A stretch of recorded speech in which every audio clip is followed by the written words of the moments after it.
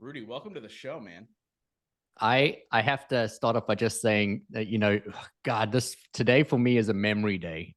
So thank you. And I'm excited to be here. Memory days, I believe, are those days that you remember for the rest of your life. It's like you can remember what you were wearing, what you ate, the weather. It's like you get a snapshot. And so, Justin, I've been following you, and I've said this to you when we met. Man, I want to say 4 years, 5 years, maybe longer. I started watching your podcast or listening to your podcast. I started following you socially. And then you were just this guy that I just thought was doing something really cool in the background. And then one day I turned around and like you just blown up. And then I started seeing all these big people that you were interviewing and how you were being able to move and to navigate. And something I haven't shared with you is that, I have about 4 or 5 mutual friends or contacts, and 3 of them have said to me, randomly, without me saying anything, I have to introduce you, or you've got to be on his podcast. And I never said, yeah, connect us, please, because I always believe that if it's meant to be, it's going to flow and it'll divinely be led to where it needs to be led to. But, this morning I woke up with excitement because I'm on your podcast. And to me, it's like, I feel like I've arrived. And, my brother always jokes and says there's these key moments in life where you have a moment where you feel like you've really achieved something. And so when I woke up this morning being invited to be on your podcast, I had that realization like, man, I'm finally here. Like, and where here is only God knows, but I had that feeling because I'm being interviewed by you on your podcast. And so it really is like a full circle moment for me. So I just wanted to get it out there. I think you're sensational. I think you have an incredible platform. I love how you interview people. You truly are sensational, but even better when you're on stage and in person. So to be here is just an unbelievable honor. So thank you. So number one, that means so much because so I have a lot to say right now. So let me backtrack really quick. So the idea of the understanding of divine timing and things work the way they're meant to work. And hey, if we're supposed to know each other, we'll know each other. We're going to dive into that here in a minute, right? So I want to let people know we're going there in a minute here. But more importantly, I get introduced to people all the time. I get pitched 30 to 40 times a day for people to be on my show in some way, shape, or form, whether it's a PR company, a cold outreach, whatever, 30 to 40 times a day. And over time, like I'm honored. When I really sit down and think about it, I'm honored that I've been able to build a platform that those types of things happen. But at the same time, when you're in the human experience, it gets a little annoying and a little like intrusive and all these things that are happening. And so without I don't think without I think without you really knowing it, you went about it the right way because it would have been like, okay, cool. It would have been another potential, depending on who introduced you, it would have been a cool interview and then maybe moved along, right? But I saw you speak at Amberly's event, and people listening to the show, I feel like I'm on a run right now of people that I met there. But I saw you speak there, and I was truly captivated by from beginning to end with your speech, the way you were able to bring emotion into your talk, the way you were able to create an experience for people while you were on stage, the way you were able to impact, go deep. Even when you're in a crowd of in front of 50, 60 people, it felt really personal. It felt one-on-one. And it's something that's really rare in the speaker space and the coaching space for people to be able to do that. But I think you genuinely are just that person, which ties into the idea of divine timing, and it's meant to be the way that it's meant to be. So I want to go there with you, man. Like, obviously, this has been a journey for you to become the person that you are today, right? So talk a little bit about who you are today and how you got there. Because I think the gifts that you have aren't something you're necessarily born with. It's something that you train yourself to be. But I want people to know who you are before you really unpack all of that. I am somebody today that supports individuals and or their companies um, to find joy, fulfillment, and freedom in what is their life. The majority of people that I come into contact with each and every single day, they have achieved a tremendous amount, meaning they own a big company or they have, the life from the outside that looks really good, but they've placed their value in cars, houses, money, trophy wives or husbands, and not in something that's really grounded in what's going to bring them true levels of joy and fulfillment. And a lot of the work that I do today is helping people connect to who they really are. You said something interesting. You said, that we don't necessarily get born with these gifts or these skills that are going to bring us where we're going. And I look at it the same, just with a slightly different vantage point. I believe that every single thing that has ever happened to you in your life, everything that's happened in my life, is perfectly preparing me to be who I am going to become next. And so when I meet people and they have achieved so much, but they're so unhappy, I help remind them that what they've come here to do is something really powerful, important, and no one in the world can do what they've come here to do. And that when we start to acknowledge all of what has happened in our life, if we look at your journey, everything that's translated to bring you to where you are today, that is why you are so powerful and impactful. That is why you have so much kindness, so much compassion. That's why you have so much understanding. It's why you're able to articulate the way that you do, because you're connecting to people and to their stories, to their traumas, to their trials. And then you're speaking from success because you've managed to achieve it, but you're speaking from success in real value and not in, look how big my house is or the jets I'm flying in. It's grounded in what really, really matters. And so I help people really achieve that. And, you could call me a coach, you could call me a leadership visionary. I do a tremendous amount of leadership coaching in companies. But when I talk about leadership coaching, it's really about how to be the best leader of yourself. And then once you have, we always hear that fill your cup, but once you've first filled your cup, you don't allow people to drink from your cup. You allow people to take from your saucer. And then there's an unlimited supply. You never drain yourself. You can be the leader you want to be. You can empower people anywhere and everywhere you want.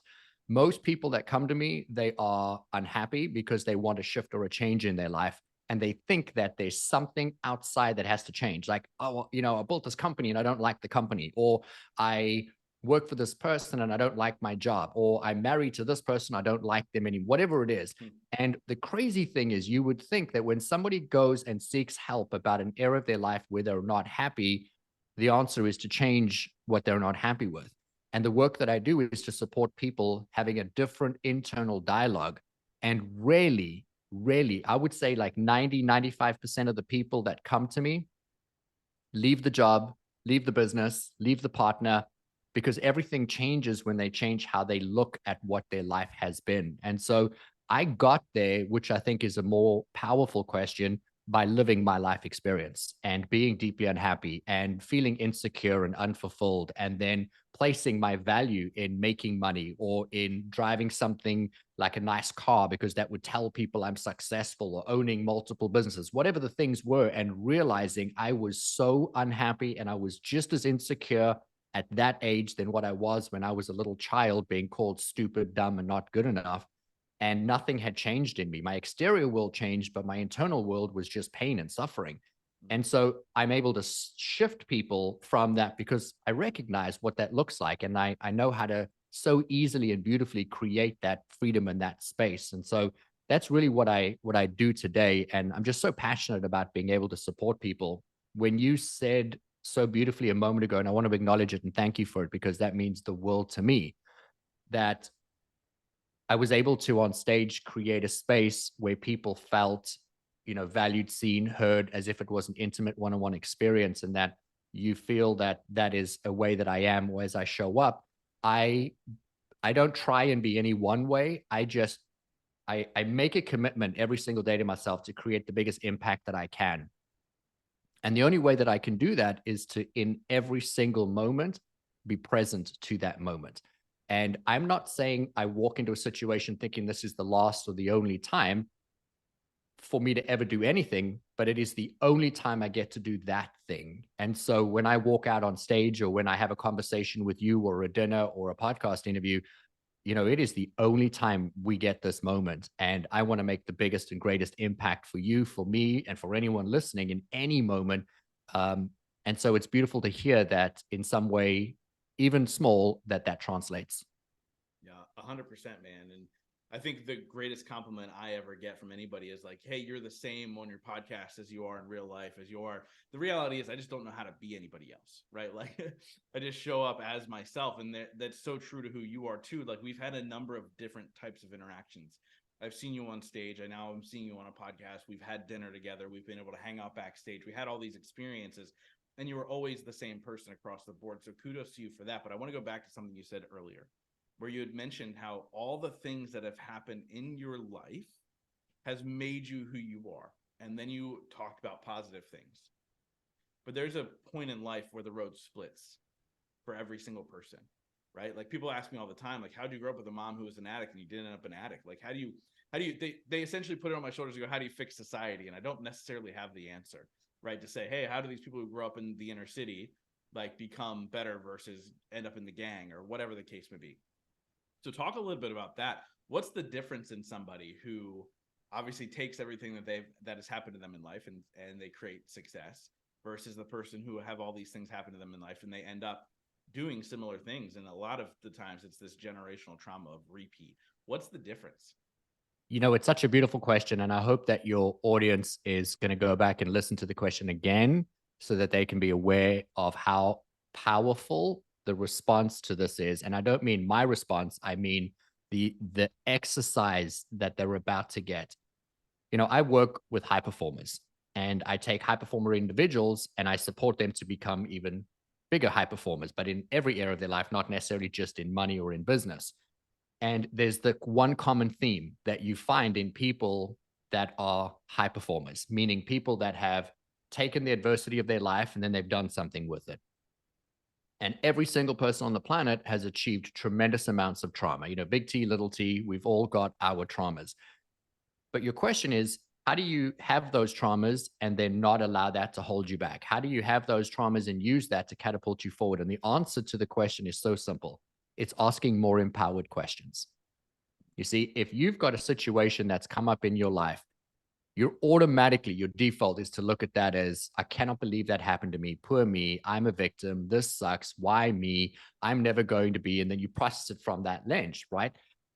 But the only way to shift that is to look at the same information and change how you're looking at that information.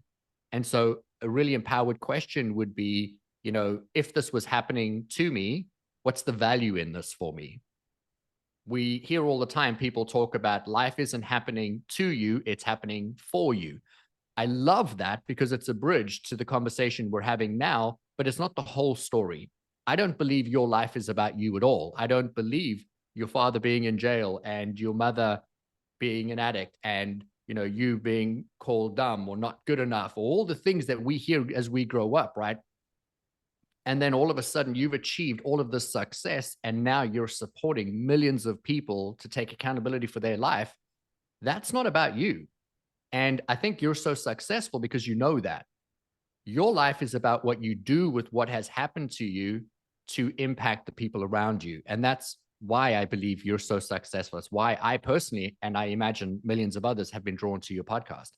And so when I answer your question and I say to you, we've all had trauma, I always automatically default to, okay, how is this serving me? What do I have now that I didn't have? Or if I chose this, now this is where we're going to get woo-woo for a second. I play this game where I say, if I chose this experience, why would I choose it? And now I know we don't choose trauma.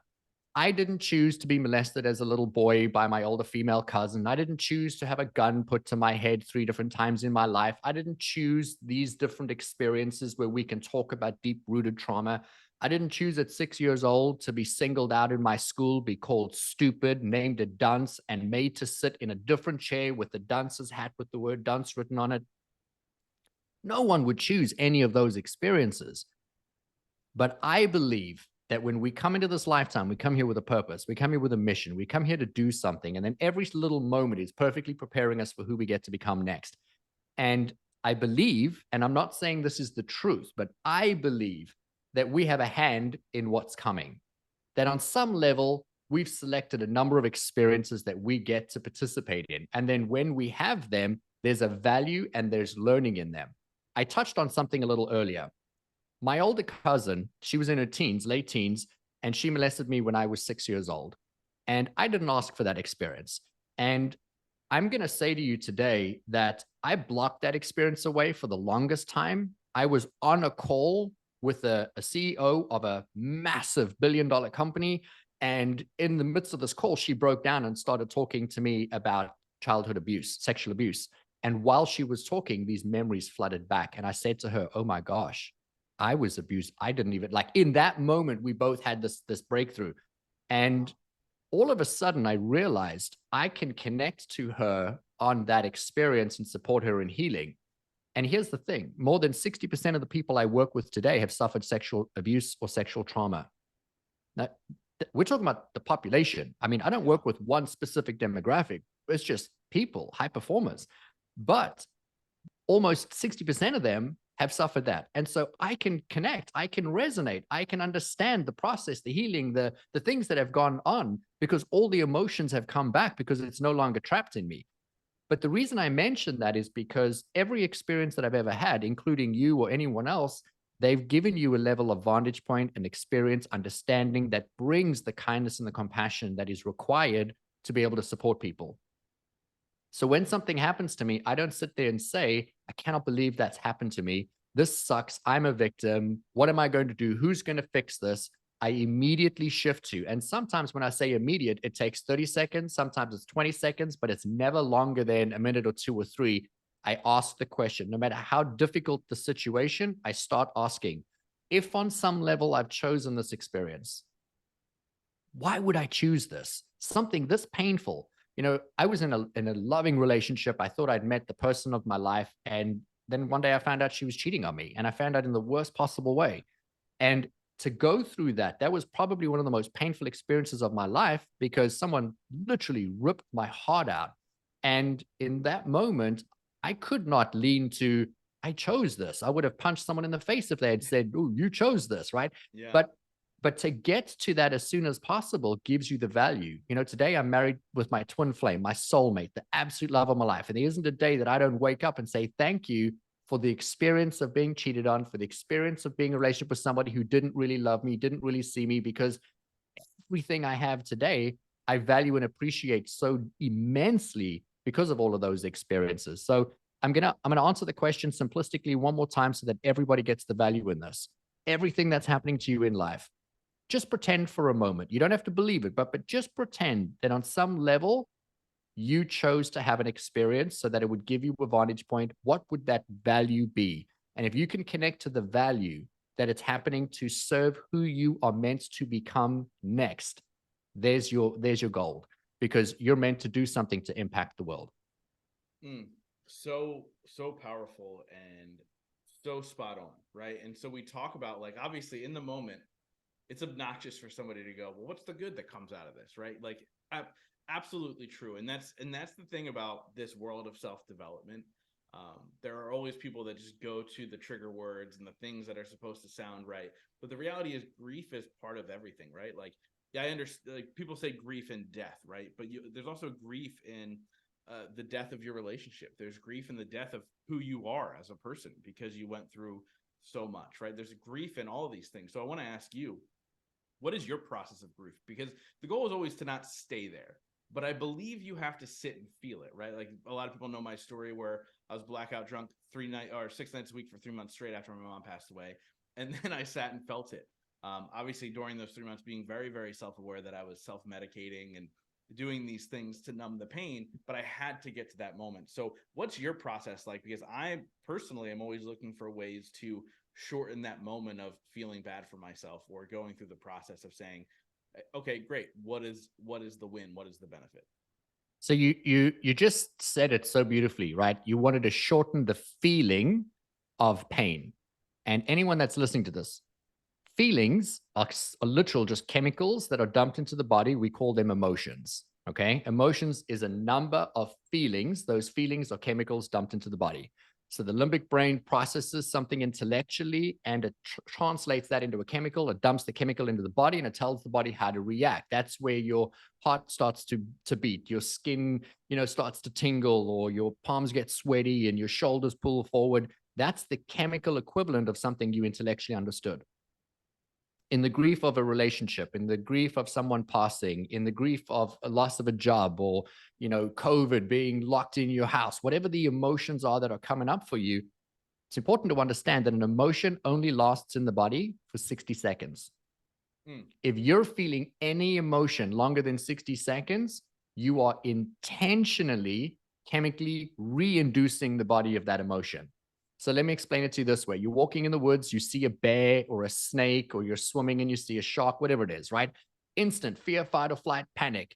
The brain dumps the chemical into the body. We're in a state of fear, fight, or flight. We need to get out of here right now. So for 60 seconds, you've got the adrenaline, you've got everything. You run, you swim, whatever it is to get away from that danger. 60 seconds later, you've made it away, you're hiding behind the tree, or you've got out of the ocean, and now you're safe. So the chemical starts to work out of the body, and you're fine. You can keep going on your merry way. The perfect example of living in the moment would be just deer out in nature. You know, they hear something, poked up ears, they run, and then a minute later, they're back relaxed. Yeah, They're not that's a worried great about the example. threat. Yeah. But we chemically induce ourselves over and over and over and over again. Now, the conversation's significantly bigger than what we get to have today because we just don't have that allotment of time. The subconscious mind is going to repeat that conversation in the back of your mind anywhere from 30 to 50,000 times a day. So when you, for 4 months, were living in this state, 100% justified, you just lost your mom in the worst possible way. And so everyone looking from the outside in totally understands. You know, I'm surprised it was 4 months and not 4 years. But in that moment, you have the power to start asking a more empowered question. You're not going to get to, this is serving me, this is the best thing that ever happened to me, because it's not, right? But you can start asking more empowered questions. And the reason why I'm coming back to asking more empowered questions is it overrides the subconscious mind. You're now intentionally telling your brain what to focus on. So if I'm feeling nervous, scared, anxious, depressed, frustrated, angry, whatever the emotion is that's coming up, I'm choosing to continue to feel that over and over again, consciously or subconsciously or unconsciously. And so it's dumping it into my body. But the minute I ask, why am I feeling this way? Well, that's an empowered question. Now I stop the dump of that. 60 seconds later, it's not dumping again because now it's looking for instruction. Then I say, why am I so upset? And so for somebody that's going through grief, I would ask you, what is it that you're mourning? What is it that you're learning from this process? What could you do differently? What could you do right now to honor the loss of, you know, your mother or the person or the job or the relationship? And now we're asking questions that change where the brain is drawing information from. And so it's going to change the chemicals that are being dumped into the body. And that's a really important statement to make or question to make. And that's going to make you feel really good in the short term. But then your brain's going to go back to its automatic default and it's going to dump what it's always been dumping. So you're going to go back to feeling that way. That's why, you know, positivity and meditation journals and meditation practices and gratitude practices, they are very, very good. But we have to do them again and again and again and again because we need to default more to that than we are to where we were. I wake up every day and I fill an entire journal every day, the page just full of everything I'm grateful for. And I always write them in I am statements, right? So I am being the two most powerful words. What follows those define you. And so I'll write out, I'm grateful for this and I'm grateful for that. That is powerful to anchor me in that moment. But when something comes up later in my day and I'm now feeling frustrated or angry or resentful, I have set the benchmark of where I am vibrationally aligned for the day because I elevated my emotion in the first 20 minutes of the day. First 20 minutes sets how you're going to think or feel. So I avoid my phone. I avoid talking to anybody. That's where I prime myself for who I want to be.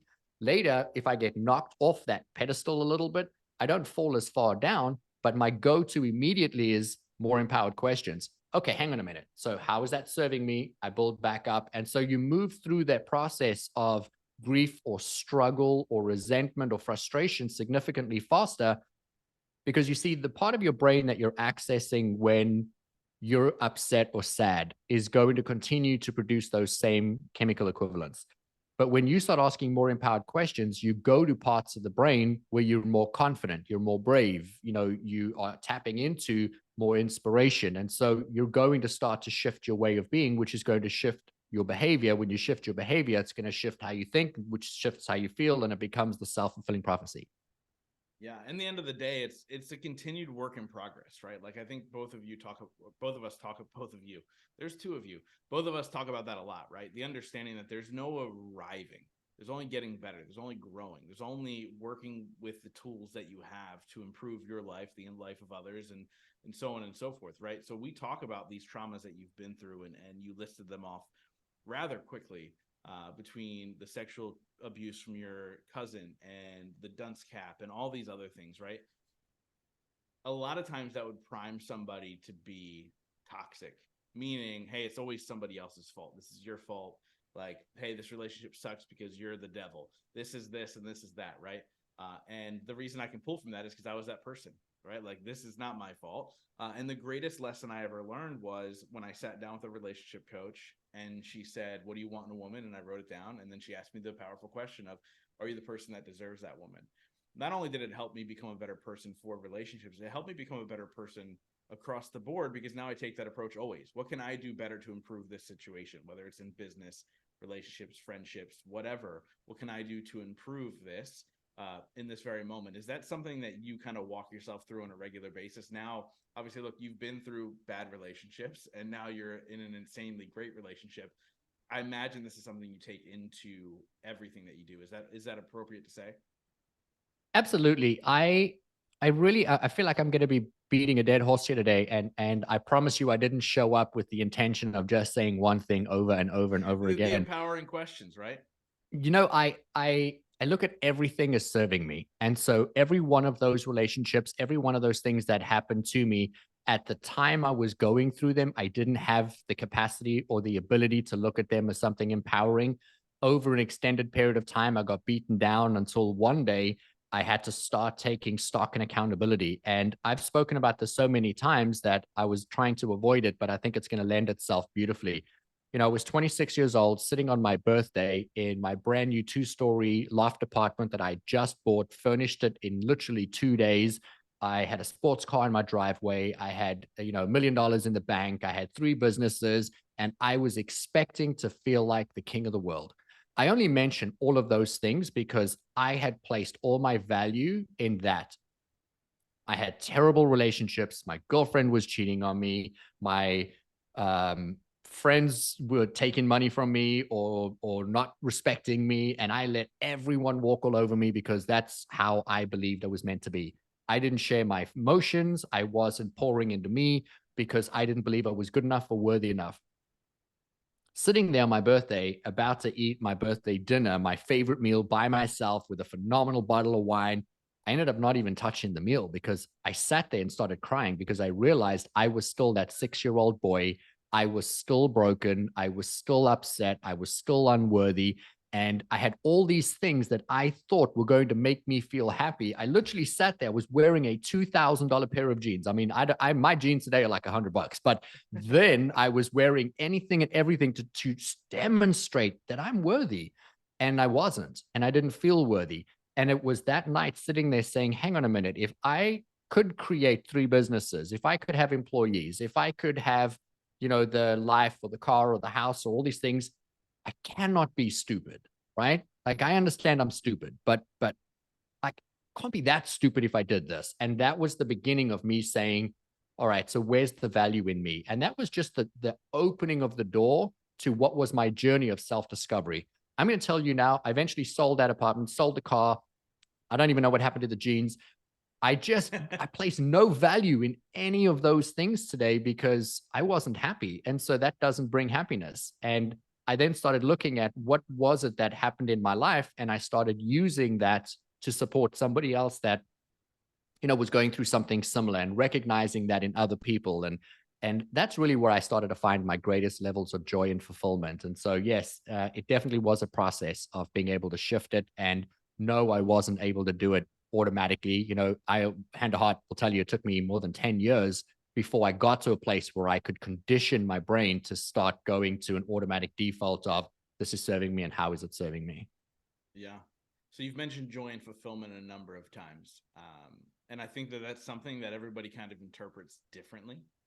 You know, I talk about very similar things, right? You can chase the outside world all you want, but that's never going to give you fulfillment. That's never going to give you happiness. It's never going to give you these things. And so I want to ask you, how do you define joy and fulfillment? I love that you've asked me that question. My mantra is, that true joy and fulfillment comes when you give selflessly of yourself every day in every single way. I started off today by saying, your life isn't about you, and what's happened to you is not about you. We are so close to our life. We're so intimate in our lives that, of course, we feel like it's about us, right? But when you understand that your life and your purpose and your mission in coming here, whether that's starting a company, whether that is, sending rocket ships off to Mars, or whatever it is that you're doing, you have a value and a purpose in that thing that you're doing. And when you're doing that, you get to impact people around you. And how you show up in every room, in every moment, on every call, in every situation is preparing you for who it is that you get to become next.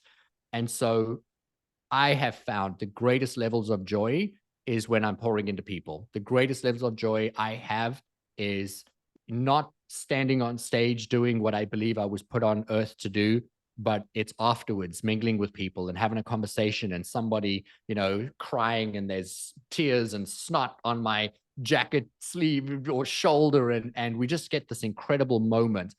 I have this practice I do every day. I wake up in the morning, and the very first 20 minutes I alluded to are the most powerful 20 minutes of your day.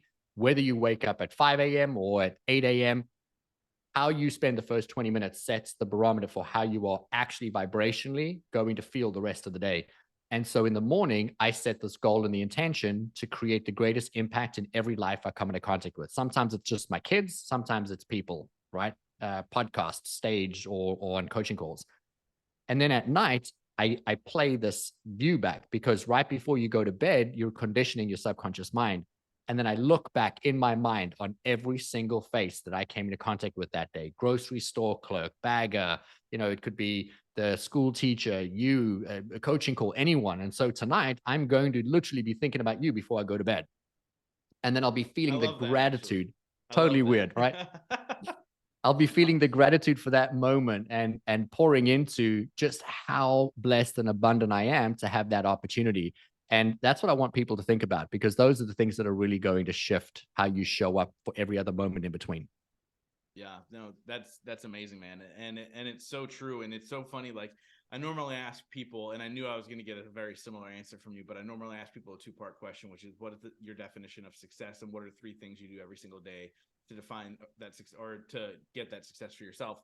And I think it's great, because I really believe, and totally tell me if I'm wrong, but for you, success is being able to have joy and fulfillment in your life, and you do that by serving.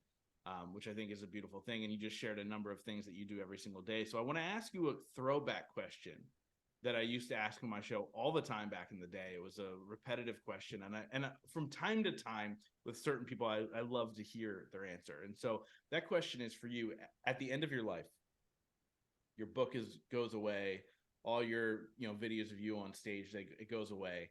Nobody else can go relive Rudi, right? We live in a great world where this will live on forever, but say it's gone, and you are on your deathbed. What is the one sentence you would like to be remembered for?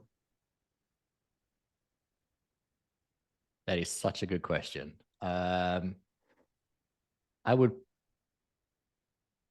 oh, you've got me here, because I've got two. I'm going to say the greatest levels of joy and fulfillment come when you give selflessly of yourself every day in every way. So that would be a really powerful, important one. But that wouldn't be possible if I didn't set the stage first by saying, you already have everything within you to live the greatest expression of your life, and that there's nothing outside of you that you need to be who you came here to be. I love that. That's an incredible statement, and so true. So we're coming to the end of our time together, and I wrap up every single interview with the same question. But before we get there, how do people get a hold of you? I know you have something free you want to give away to them. What's all that good stuff? I have the curse of a last name that is going to be misspelled and mispronounced in the history of the world. And so I'm going to ask you to put my links in your show notes, if that's good, so that people can click rather than trying to write them down. But rudiriekstin.com is my website. I'm going to offer a free book to anybody who is looking to understand how to align themselves and then to align their people, so that they can take that and bring it into their business. I'd mentioned to you that my work started out with high performing individuals, helping people achieve and expand and create joy and fulfillment.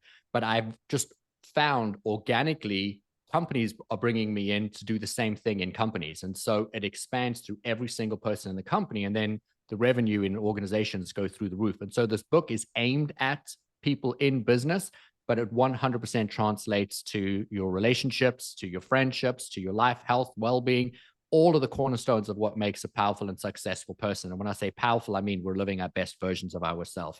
So I would love to give that to your listeners. And if they obviously have any questions, breakthroughs, moments, I would love for them to be able to reach out to me on Instagram or through my website. Perfect. Yeah. So by the way, I will put that in the show notes because there's no, like, I think my last name's bad as far as how it's pronounced and spelled. Forget it. Like, you're not going to get it right. So just go click the link in the show notes and that's going to take you there, man. Is there anything else you want to add before we get to the last question? No, that's all good. I just really appreciate you, man. This has been amazing, and I wish it was a 5-hour episode because I'm sure we could have filled it. You know, there are certain people that I meet in my life, and when I first meet them, I know that they're going to be coming on the show time and time again. Right now, I believe the record's 5 times with a guy named Chuck Balsamo, who actually ended up he was the guy who married me and my wife, which is really cool. I met him because he sent me a message 20 episodes in, less than 20 episodes in. He's like, I love the content you put out in the world. I'm cheering you on. And that's all he said, and has gone on to come on the show 5 times, become a really good friend, and then married me and my wife. So I can see that happening. I see you. I mean, hopefully you won't marry me and my wife because I'm one and done. But with that being said, I could see you coming on the show multiple times, man, and we definitely will dive deep in so many different topics. But like I said, man, I wrap up every single interview with the same question. Since the show is called The Growth Down Movement, that question is, in your life, what has been your biggest moment of growth? You know, I have listened to your podcast long enough to know the question was coming. And I really wanted to think about how I wanted to answer that question. And I couldn't land on it. And so I left it to divine inspiration in the moment. And I feel that the greatest response that I can give that I believe is going to serve the most people on your platform is that every single person has a dream or a desire or a goal to do something in their life. And we place so much value outside of us so that one day we'll be prepared to do what we came here to do. And all of that, as I had said earlier, is already in us. I had this unbelievable desire to create an impact in the world, to be a speaker. I was 16 years old when I knew who I wanted to be, what I wanted to do. A motivational speaker came to talk at our school, and that was that moment. I just knew, Rudi, this is your life's purpose. God put you here to do this thing. But it took me 20 years from that day, literally 20 years to have the courage to start doing it. I always believed I needed to create money and wealth because then people would respect me and then listen to me. And then I created money, and wealth is marginal. I had a little bit of money at a time in my life. I don't believe that was wealth, but in my mind, I thought, okay, I've created money. Now people will listen to me, but I still didn't have the courage to do it. And then I went into work and started pouring into my job and doing what I could to build my worth, not my money, my self-worth. But I always compartmentalized who I was. At home, I was this deeply spiritual guy who would wake up at 4 o'clock in the morning, meditate, journal, prepare, study. I would do courses. I was just inhaling self-development for my own personal self. And then when I got to work, I was this very corporate structured guy. I had 3 businesses. I had a very high executive position in corporate America, and I was juggling all these balls, but I never allowed those 2 worlds to blend.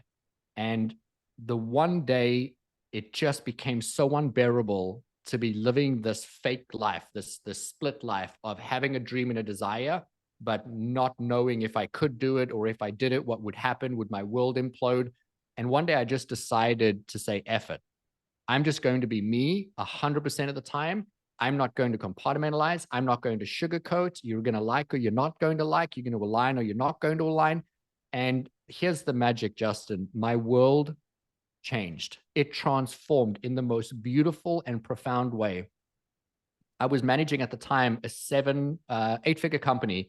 The company grew to 9 figures in record time. It was insane, the growth. And it wasn't that we touched or changed product.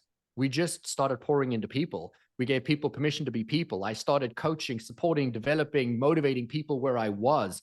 I started impacting people in any way, in every way. And so my goal was to be on a stage one day, but I had no idea how I was going to get there. I wanted to write books. I wanted to, have my own platform, podcast, all these things. but I didn't have a following and I wasn't getting invitations to speak and nothing was working. And so what I started realizing was I don't have to be on a stage to create a platform. I don't have to be doing this to impact people. So I would go to a grocery store and I would thank the grocery clerk. I would buy them a chocolate bar and hand it to them and say, hey, I just want to say I appreciate you. Thank you. And in every little one of those moments of being someone creating an impact, every single place I go, that's how I started getting invitations onto stages. That's how I got to meet people and to move my life forward. And I am by far the most abundant, successful, joyful person I know. And that's not about money. It's not about following. That is about the level of joy, fulfillment, and freedom and exhilaration that I experience every single day just being me, because I know who I am. And when I'm that way, I know what kind of impact it creates in the world. And so the greatest gift and the greatest blessing I ever learned was we all need to just be who we are and start being the person we want to be, but be them now. Rudi, that was an incredible answer. And this is how I want to wrap this show up, man. You are an incredible force of energy. And what I heard you just say, as far as like, I started to create my own stages by, saying hello and how are you? And here's a chocolate bar and wanted to say thank you for being you. That literally is a transfer of energy that led to you building the life that you truly wanted, of getting on these stages, of impacting, of working with the dream clients, of doing all of that stuff, man. So thank you so much for being that ball of energy, because it makes a massive change in this world that's needed every single day. So thank you so much for being you. Thank you for coming and sharing with my audience, man. I appreciate you. I appreciate our friendship. I appreciate where it's going, because I know it's going to be amazing things. So thank you. I just appreciate you so much, man. And I do plan on marrying you and Lauren again, because there's this thing now called renewals, right? My wife and I renew our vows every 10 years. So I'm just throwing that out there. Benchmark is now I have to do more than 5 episodes and I have to remarry you at least twice. Okay. Done. So look, he got on 5 episodes in 7 years. So we have 10 years then to make it 5 episodes. So we'll be good, man. I appreciate you. And I look forward to talking to you soon. Appreciate you, sir. Thank you.